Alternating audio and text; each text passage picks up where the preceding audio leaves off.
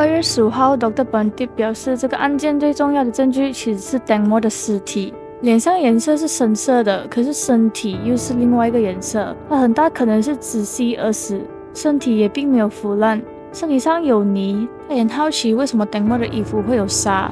关于自然溺水身亡，他表示正常的情况下，手脚都会是打开在水上漂浮着的状态，而不是像 Dangmo 这样手在后面。而血液的浓缩或者是稀疏程度，法医都必须记录下来。他说现在他们不知道 Dangmo 到底在哪里死掉的，以及 Dangmo 嘴里的沙和泥到底是在哪里的。另外 Dr. Bondip 讲 Dangmo 手机的 GPS 是最重要的，很大可能会让某个人开口，因为当对比手机 GPS 还有 Google Map 的时候，有一个地方是一致的，就是有沙的地方。Professor Bante 之前也抓到船上的2个人敲打他们的鞋子，到底是不是把沙打出来？他们是不是有去过什么地方是有沙的？如果只是去了餐厅吃饭，就哪里都没有去啊，那为什么他们要敲打鞋子呢？关于右脚内侧伤口 ，Dr. Bondip 说确实是一个很大的伤口，可是并没有造成 Dangmo 马上死亡，但是会让他失血过多。关于 Dangmo 的牙齿到底有没有断掉，他表示检验的法医已经证实了2次牙齿并没有断裂，他们也已经有照 X-ray 还有让牙医看过了。至于他看到的会不会是黑泥，那也是有可能，而这一点也就会让人更加觉得有问题。Dangmo 有可能不是在河中心死亡的，因为通常溺水身亡的人不会有这种状态，不会有泥沙粘在牙齿上。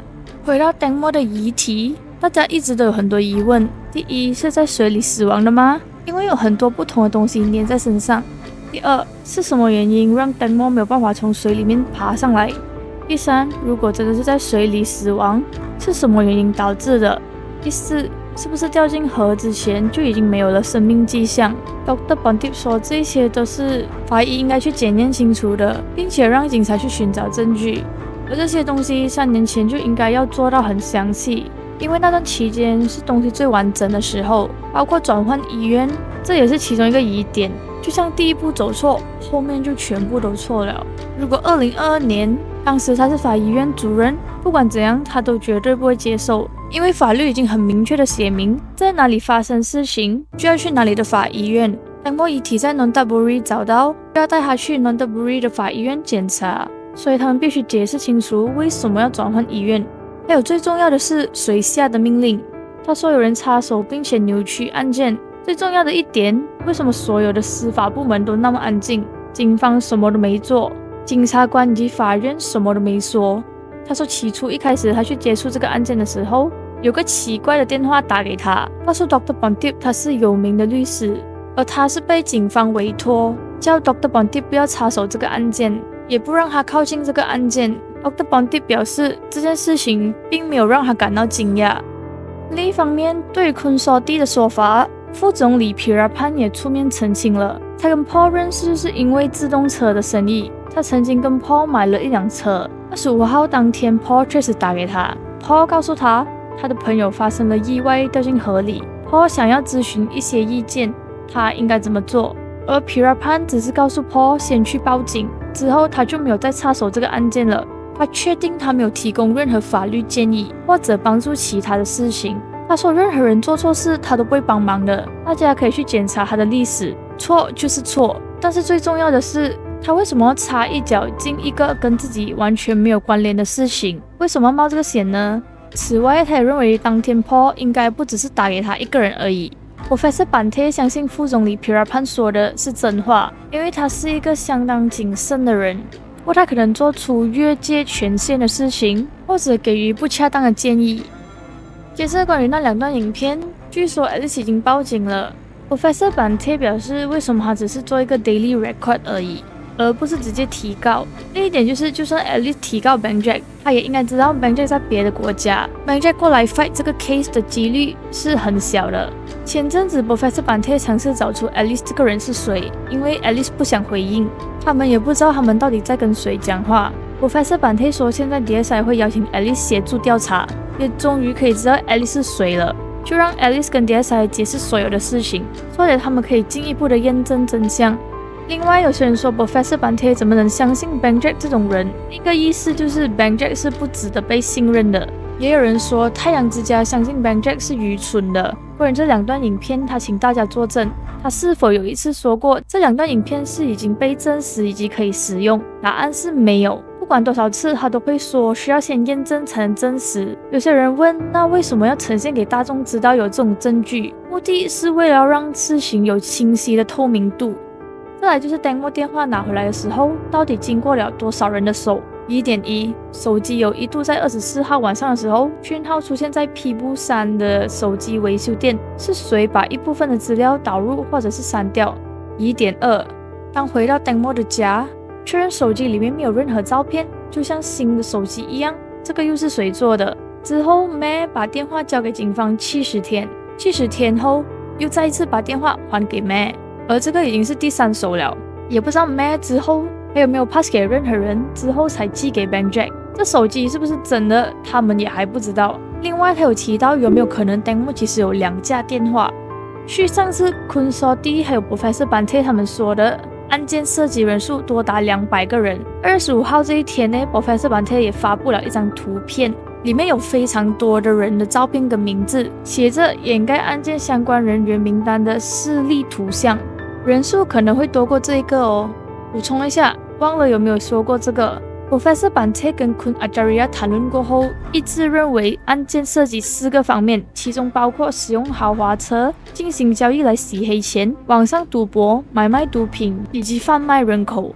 2月16号 Professor Bante 说，在2022年2月23号到27号期间，有人使用 Dangmo 银行账号进行交易多达30次左右。先不说23和24号，因为 Dangmo 都还在，他非常好奇这3天为什么有人可以使用他的账号来进行交易。他表示，如果这个人能打开 Dangmo 账号取钱，代表他能 access 所有的东西。更不用说之前为什么有人试图使用 iPad 登入 Dangmo iCloud 账号的事情。Dangmo 的 iCloud 一共有5个设备可以登入 ，Bang Jack 是其中一个。他说，如果没有权力调查的话，他们又怎么能够证实这5个设备里面的所有照片和影片是从哪一个设备上传上去 Dangmo 的 iCloud 的？基本上来讲，就是说，因为5个设备都能 access Dangmo 的 iCloud， 所以有些照片跟影片不知道到底是原本就在 Dangmo 电话里面，还是有人从其他设备上传上去 iCloud 的。因为之前没有办法一一证实，现在这些都能够让 DSI 调查每个照片、影片的真实性。回到银行交易，媒体得到消息，24号晚上 Dangmo 从船上掉下河后，有2次的银行交易记录，时间是晚上11点55分。隔天25号早上7点54分也有1次的交易记录，同一天的11点01分，还有一笔交易记录是在 Lazada 买东西。2月18号，关于 Dangmo 手机资料到底是不是被 Bang Jack 复制的 ，Professor Bante 认为，第一，如果 Bang Jack 想要制造证据，他应该不会把手机交还给他们。第二 ，Bang Jack 是从哪里得到资料的？他们需要知道是谁转送给他。基本上来说，就是可能 Bang Jack 也被骗了，有人特地把这个手机寄给他。另一方面，早上 DSI 也去了蝙蝠寺庙的附近，使用 Laser Scan 去检验整个区域。他们检验了陆地以及整个河水的状况，也看一下到底水底里面有些什么东西。同时，他们也走了蝙蝠寺庙的附近，看一下周围的样子。据新闻台所说，蝙蝠寺庙附近有一个水坝，跟着走你就会看到一个门口，而这个门口也是3年前大家在附近这里找到血迹的地方。而水闸旁也有一个找到类似黑泥的地方。DSI 会收集黑泥的样本，因为 Dangmo 身上也有类似的黑泥土壤。DSI 人员表示，今天也会用仪器扫描测量蝙蝠寺庙周围的面积，包括里面和外面，以获取3D 图像。因为这个区域是当时船停留差不多1小时的地方，而这个地方就是通往该区域楼梯的所在位置。港口也是有一个码头是可以给人上船的。他说，这些3D 图像可以让他们清楚看到船走过的途径、船的 GPS、找到遗体的地方、从船上掉下来的地方、各种 CCTV 的地方，以及手机里各种讯号等等，这些都会很清楚地显示在这个系统里面。另外 Nadapon 表示，其中有个地方船上的人声称是 Dangmo 掉下去，并且被螺旋桨打到的地方。今天 Underwater Forward Zone System 会检验到底有什么物体在湄南河，是什么造成 Dangmo 大腿的伤口。这仪器可以识别水底里面到底是否有导致伤口形成的物体。同时，这个仪器也可以检测水的种类。他们拿到 result 后，会跟 Department of Land 索取原本的 data 来做分析，看 Tangmo 到底在哪个地方掉下去的。分析结束后，他们也会做一个总结，然后咨询 Europe 的专家。再来就是一个小小的插曲，信不信就是看个人。新闻台的记者跟着 DSI 人员在河上观察的时候，船突然在蝙蝠寺庙的附近停下来，他们就去看了后围的引擎。driver 说应该是杂草造成的，之后就继续行驶。关于这一点，昆阿加瑞亚之前就有讲过，不管他们来这个地方多少次，来检验、来测试、寻找证据都好，船一定会在那个地方停下。而这里就是当初找到 Tangmo 遗体附近的地方。有些人认为只是刚好有杂草，所以引擎才会关掉而已。也有人认为这个地标会不会是需要特别注意的地方。再来就是 Professor Trin 接受访问的时候说到，现在正在努力帮忙处理案件的人，都是想要帮死者寻求公道的人，即使不是太阳之家的 group， 是别的 group 想要寻求公道的，他都愿意跟他们配合来寻找真相。他认为他们职业的其中一个原则就是要根据事实推理 ，which 他们有能力提供指导或者建议给调查组，所以他们必须做好他们的工作。至少这才是对制定泰国司法标准最好的。这就像是一切从头开始，让案件尽可能的接近国际标准。因为别忘了，已经3年过去了，什么事情都没有完成。另外，他希望手机是假的，因为如果是假的，他们就会有多一个疑点。如果真的没有什么，只是意外，为什么需要把假的手机寄给 Bank Jack？ 这个人不只是欺骗 Bank Jack， 他也欺骗 Matt。Professor Trin 说，如果当时有被妥善的处理，其实这个案件并不复杂。但是过去这3年，这些疑点并没有一个解答，而这些违规行为也给他们制造了负担，让他们需要回去找回3年前的各种证据来解答这些疑点。其实他对手机到底是真的还是假的不感兴趣，他们只是对资料比较感兴趣，而手机里面的资料只是协助案件的其中一部分，而不是全部。所以不要觉得寄真的或者是假的手机对于案件很重要，它只是其中一个小部分而已。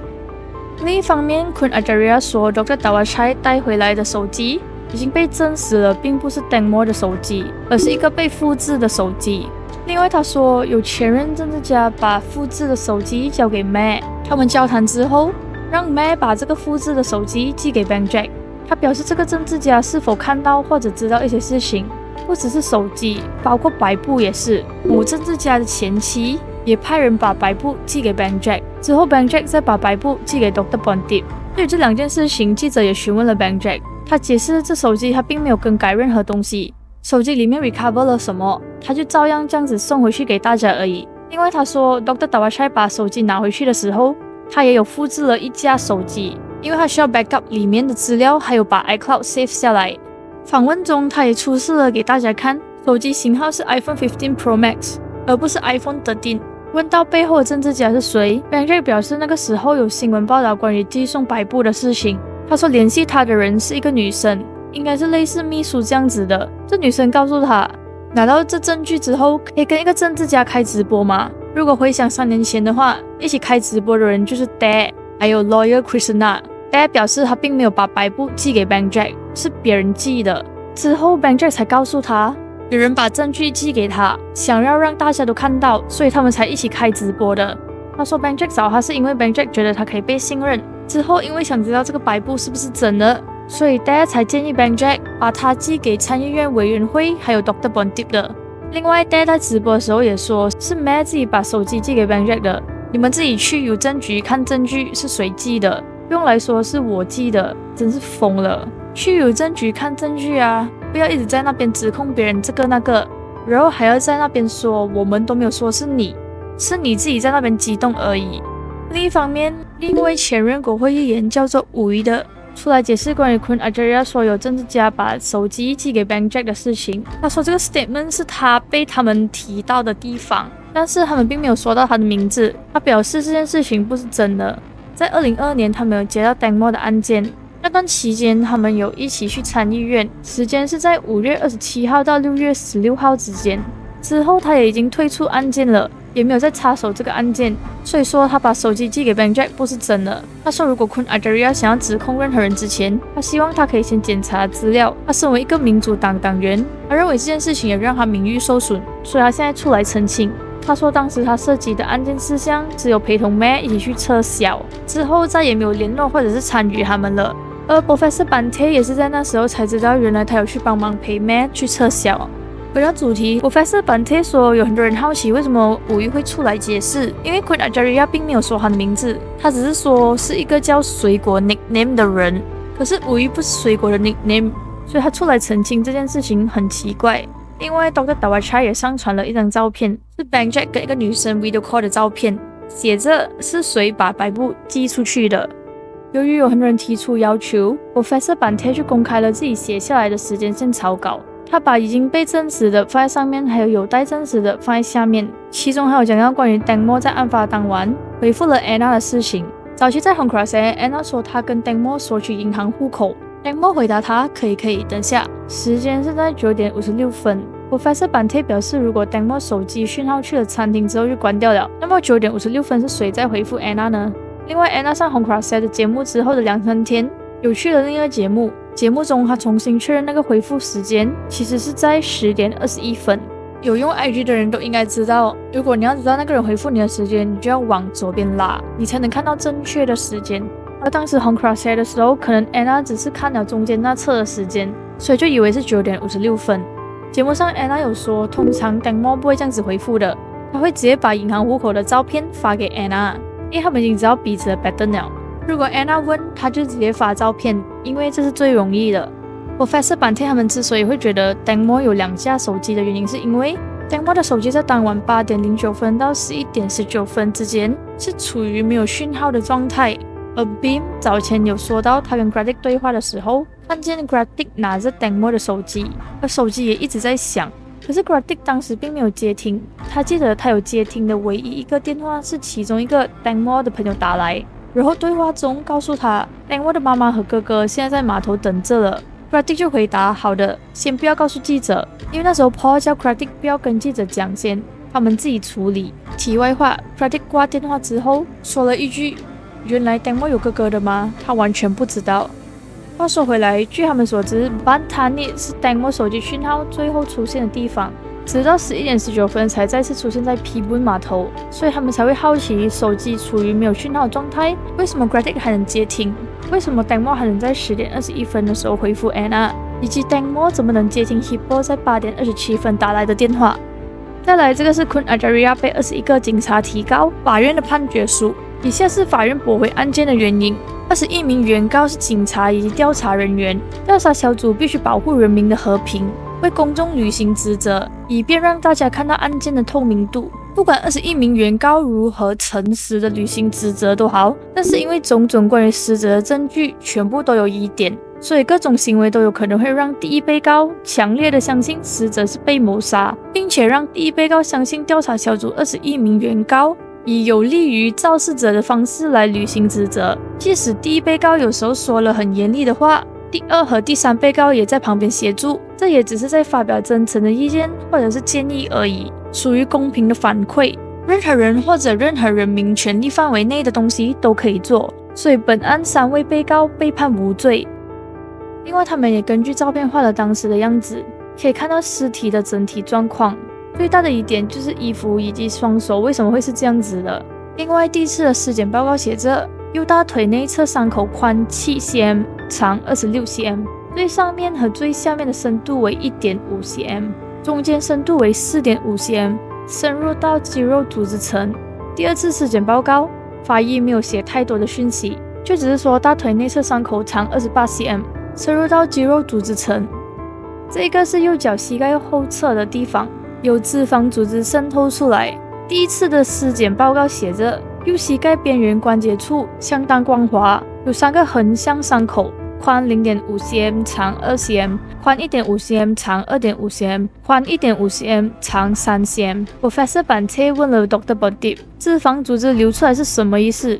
Dr. Bondip 说要很深，脂肪组织才会流出来。Professor Bante 质疑为什么警察医院的法医没有写出这伤口的深度是多少，而且伤口是一个洞，不是横向伤口。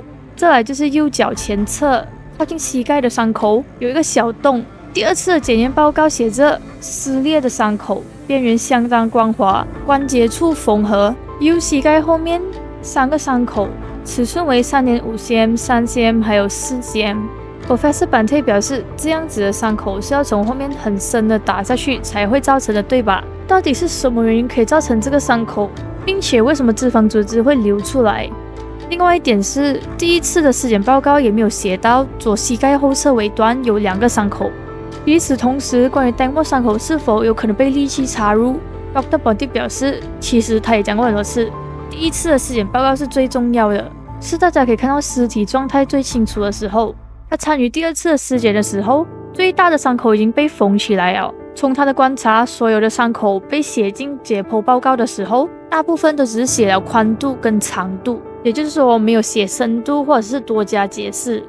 而最大的伤口根本 fit 不到螺旋桨，因为螺旋桨没有这样锋利可以刺到这么深。而右脚膝盖后面的伤口看着就像是一个洞，很可能是尖锐物品导致的，所以脂肪的组织才会流出来。可是这个也从来没有具体写在解剖报告里面。他说有一些伤口很奇怪，不懂第一次尸检的时候是发生了什么事情，或者是法医有做什么额外的实验。有些伤口就在一个很奇怪的地方，看起来也不符合螺旋桨。关于 Tangmore 的手机， Queen Ajaria 说一开始 Dr. Dawachai 也不懂到底要不要去跟 Bang Jack 拿，因为当时有2个人出来说小心哦，可能会拿到假的电话。Queen Ajaria 他们就好奇，他们怎么知道不是真的呢？不管怎样，最后还是去了。Queen Ajaria 认为 Dr. Dawachai 过去是一件好事，至少他们可以知道到底是真的还是假的。如果是假的 ，DSI 可以去找出卖家是谁，在哪里买，跟谁买以及几时买的。就算是 Bang Jack 自己买的，真相也会被查明，这也对所有的人都公平。最重要的是资料是真的嘛？他表示检查了 Bang Jack 送过来的手机后，发现资料是真的。就比如 Tangmore 掉下河后，有人用他的银行账号转账33次，他们也跟银行验证每一笔交易确实是真的。也就是说 Bang Jack 手机送的手机里面的资料是可以信赖的。关于 Professor Bante 公开的伤口照片， Queen Ajaria 表示这个位置他们好奇为什么法医不写是被刺的伤口。这个伤口也是被法医检查了，不只是1个人而已，是很多人。DSI 也跟他有同样的想法，认为这个是被刺的伤口，是刺下去了，突然间又拔出来。DSI 之后也会再叫其他的法医一起来分析这个伤口。另一方面，观众有人问为什么要刺那个地方， Queen Ajaria 表示就是不要让他跑，他要逃跑对吧？刺他的脚就是不要让他跑。他也认为不是发生在船上，而是在陆地上跑，因为现在的状况有很多东西都让他们相信不只是一艘船。他说我们来想象看，为什么要刺那个地方？你就是要逃跑，要自救，他就刺伤那个地方，你就跑不了，非常残忍。他说不会马上死，但是就是会很痛苦。而这3年，他完全没有办法忘記這些照片。